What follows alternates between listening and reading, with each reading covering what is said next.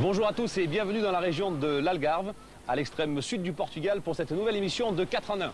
Alors bien sûr, vu le décor qui nous entoure, il vous est facile de penser que nous sommes en vacances. Eh bien, détrompez-vous, nous sommes ici à l'occasion d'une importante concentration de motards. Et oui, comme vous le savez, depuis toujours, les motards aiment se rencontrer. Nous l'avons vu avec l'île de Man, le Free Wheels, Sturgis, Daytona et le Bol d'Or. Eh bien aujourd'hui, c'est au tour de la ville de Faro d'être sous les feux de la rampe et de connaître un véritable succès. Dans ce magazine, il y aura aussi un essai, celui de la Honda VTR, équipé du moteur V2, ainsi qu'un portrait, celui d'un des rares collectionneurs moto au Portugal. Mais tout de suite, revenons à la concentration. Nous sommes vendredi matin et un long week-end est en train de se préparer.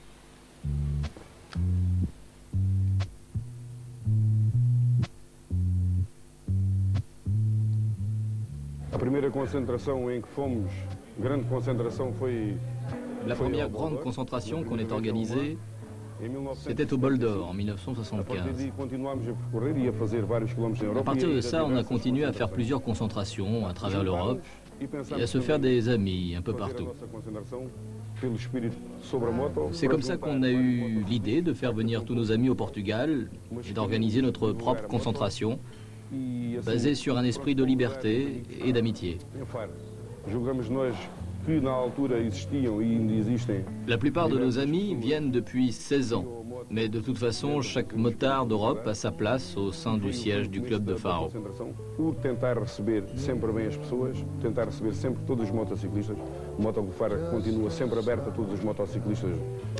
Le siège du club n'est pas l'unique propriété du motoclub, mais celle de tous les motards qui viennent ici, que ce soit pendant la concentration ou non.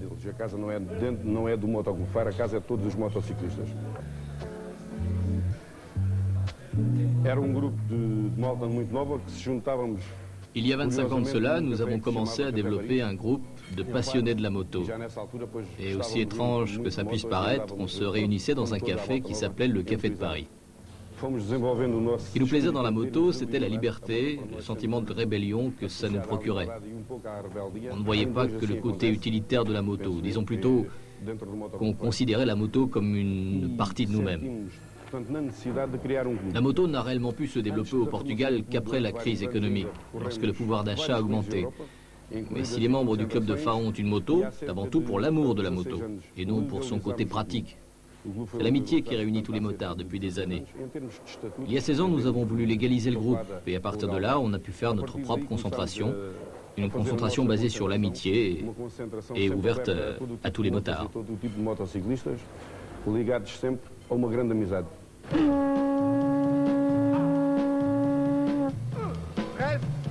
Kilómetros y ahora estamos contentos como los pajaritos en el cielo. Escúchame. Chaque année, au mois de juillet, la région de l'Algarve, au sud du Portugal, se transforme en une terre d'accueil pour tous les motards de la planète. Un véritable paradis, en quelque sorte, où le soleil brille de tous ses éclats, et tout cela sur fond d'océan.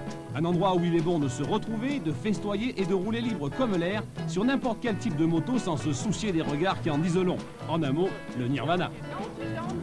Le club doit remercier beaucoup à ses membres, parce que tout ça que vous voyez ici, il y a 15 jours, il n'y avait rien, le sol et les arbres.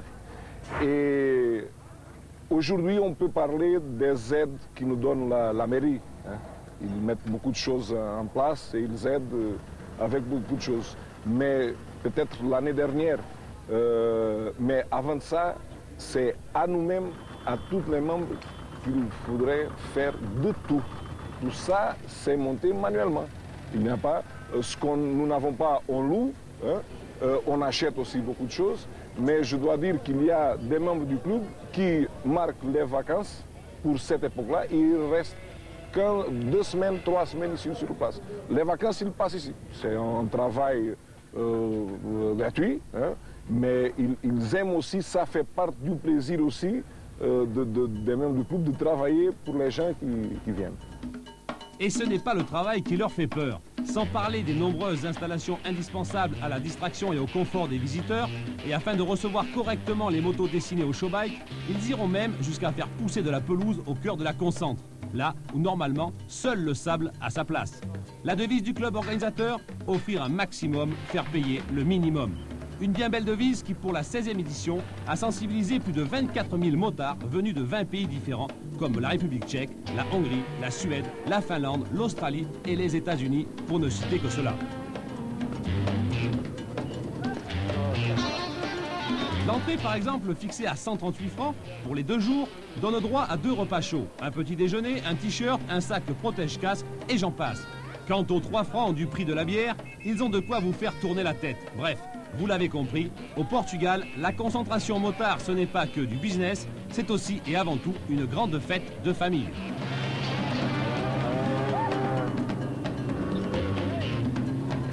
Bon, le but de la concentration, c'est la convivence entre des gens qui aiment une chose, c'est la moto, c'est rouler à la moto. Et disons qu'après ça, il y a toute la convivence, il y a tout cet endroit, bon, de parler avec beaucoup de choses qui ça se passe pendant une année de la vie de chacun et changer des impressions sur la moto. Bon, après on boit un verre, on a la musique, on a le strip, c'est comme ça. Mais il y a des attractifs aussi sur la plage, non? Les gens profitent pour faire un peu de plage, un peu de vacances et ils viennent. Et pour moi-même, je parle pour moi-même, plus le voyage c'est plus long, plus c'est l'intérêt. Hein? Nous sommes dans un coin de l'Europe, dans une pointe de l'Europe, et il faut faire beaucoup de kilomètres pour ici arriver. Et ça donne aussi un peu, pour moi-même, je pense, intérêt pour faire un voyage. Hein. Si j'ai une concentre à 100 km ou à 200 km, ça ne me dit plus. Si j'ai la possibilité de faire 1000, 2000, 3000 km, bon, tant mieux. Hein. Comment ça se fait qu'il y a si peu de Français ici? Je crois que c'est la distance. Pourtant, il y a des gens qui viennent de Finlande, des gens qui viennent d'Angleterre. Est-ce que les Français ne sont pas aussi motards que les autres, ça veut dire ça? Moi, je dirais ça, tout à fait. Il y a beaucoup de gens qui roulent en moto, mais dès qu'on leur parle de 1000, 2000, 3000 km, attends, je sais pas si je vais y arriver, tu te rends pas compte, et ça fait un sacré bout de chemin, et puis il y a aussi une question. Parce qu'on a vu des Tchèques, carrément. Ouais, bah, même des Scandinaves, moi j'ai vu. Mais c'est vrai, mais il y a motard et motard. Donc le vrai motard, je ne sais pas si on le rencontre encore chez nous, quoi. Il y en a encore quelques-uns, la preuve. Mais Et pourquoi tu es venu jusqu'ici alors? La balade. Je crois que c'est la balade avant tout. À Faro, la nationalité de votre machine importe peu. Pour les membres du motoclub, le plus important est celui ou celle qui est à son commandement. C'est avant tout l'esprit moto qui doit régner en ce lieu. Cette sagesse, ce côté zen, trop souvent mis à l'écart, a fait de cette concentration l'une des plus appréciées dans le milieu du deux roues. On a mis 6 semaines pour venir ici. On a voyagé à travers l'Espagne et le Portugal avant d'atteindre Faro. Et pourquoi la concentration de Faro plutôt qu'une autre?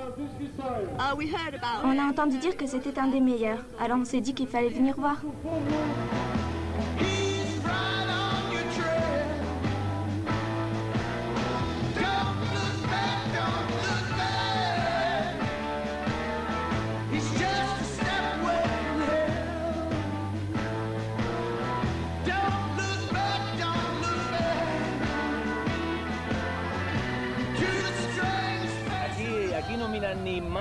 Ici, on ne regarde pas la marque ni la couleur. Il n'y a que des gens qui aiment simplement la moto en tant que telle. Ici, c'est l'esprit motard à 100%. La plupart des concentrations sont assez chères en général, mais ici, c'est ouvert à tous. N'importe qui peut venir. Tout le monde s'entend bien. C'est la meilleure concentration qu'on ait connue. La bière n'est pas chère, l'atmosphère est chaleureuse et dans l'ensemble, c'est très bien organisé. Tout repose sur l'amitié ici. On ne se sent pas tendu, comme on peut l'être lors de certains rassemblements anglais. Tout n'est que frime. Ici, pas de frime, c'est beaucoup plus relax.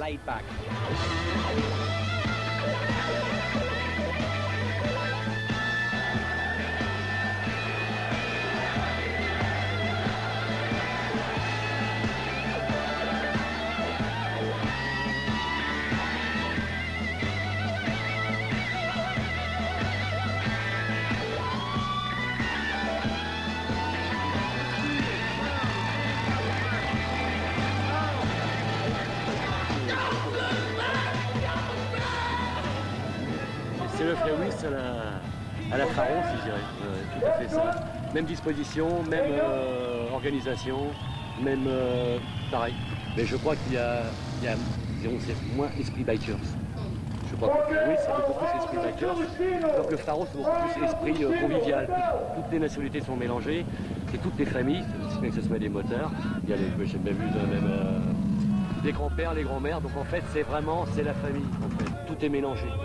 On mélange aussi bien nos petits coins qui puissent mettre en bécane, alors que dans le côté Harley, c'est toujours plus les motoclubs à couleur, c'est différent. Et donc c'est mieux cet esprit-là. C'est mieux, cet esprit-là est mieux. Vous avez aujourd'hui des gens qui roulent en japonais qui ont l'esprit biker en motard, et vous avez des gens qui roulent en Harley qui sont riches. Ils ont tout acheté, mais ils n'ont pas rien à voir avec le spirit motard. Ce n'est pas une critique aux Harleys ou quelque chose comme ça, parce qu'il y a des gens qui roulent en Harley et qui vraiment ils ont le spirit. Non, ici, on ne voit pas, on voit de tout bien sûr, mais on ne doit pas dire par rapport à une japonaise, une allemande ou une américaine ou ce quoi ça, qui soit une chose différente de l'autre. Hein. C'est ici, c'est dans le cœur. Hein. Reste à nous, motards français, de renforcer cet esprit convivial en répondant présent à la prochaine invitation du motoclub de Faro.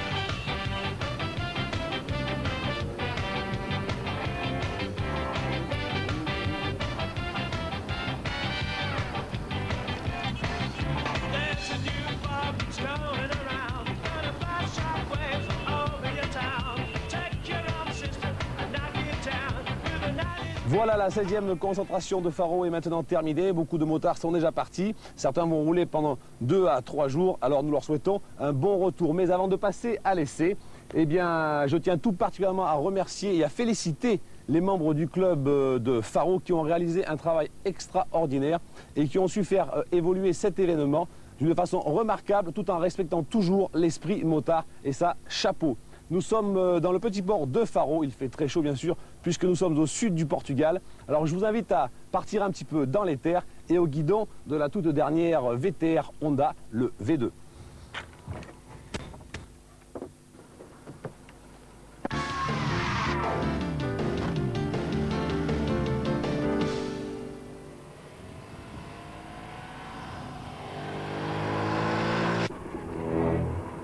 Un escalier de fer.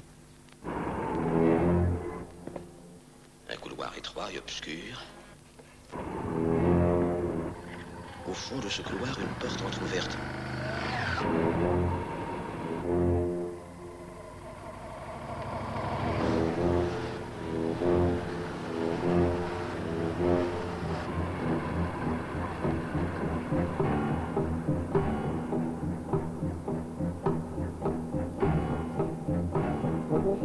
Avec ses mensurations très voisines de la TL1000 et en optant pour la même motorisation bicylindre en V, la Honda VTR résiste aux assauts lancés par Suzuki et prend elle aussi position sur le marché des sportifs de caractère jusqu'à présent détenus par Ducati. Sa ligne est pure, fluide et lancée, sa finition soignée et son moteur onctueux à souhait regorge de couple. Quant à sa couleur rouge, que je considère pour ma part déplacée, elle nous rappelle amèrement, il faut bien l'avouer, nos sulfureuses transalpines aujourd'hui bien en peine.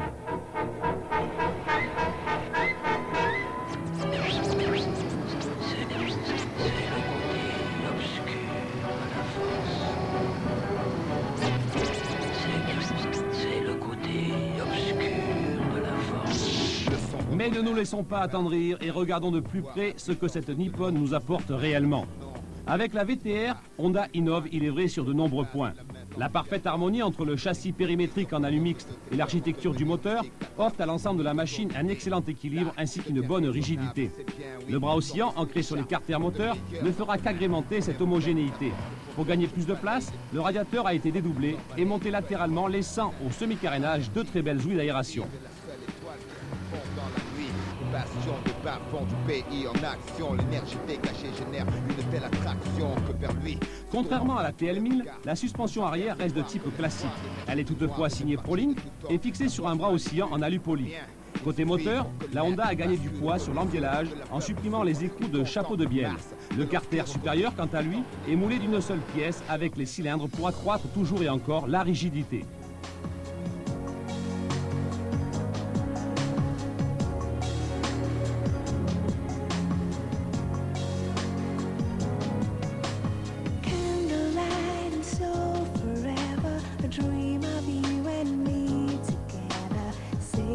Alimenté par deux carburateurs de 48 mm, le bicylindre développe 100 chevaux à 9000 tours pour un couple maxi de 9,6 MKG à 7000 tours. C'est moins pointu qu'une TL, mais ça décoiffe quand même. En fait, comme il est de coutume chez Honda, la VTR a privilégié le confort, la stabilité et la polyvalence aux performances et aux côtés parfois trop spartiates des sportives pures et dures, ce qui devrait toucher un plus vaste public.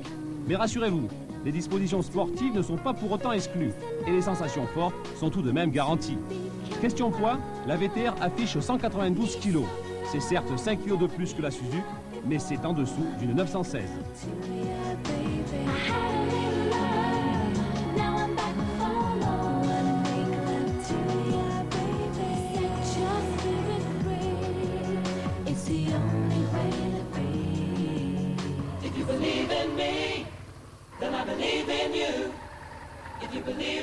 Même si la Honda s'avère moins exclusive en conduite que ses deux concurrentes, elle demeure néanmoins étonnante de vivacité et de précision à tout point de vue. La prise en main est d'une grande facilité et son comportement, même sur route légèrement déformée, reste sain.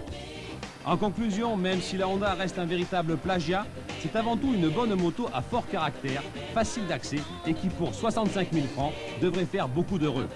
Une véritable conquête pour l'Empire Nippon, à qui il ne reste que le légendaire Flatwing pour se faire les dents.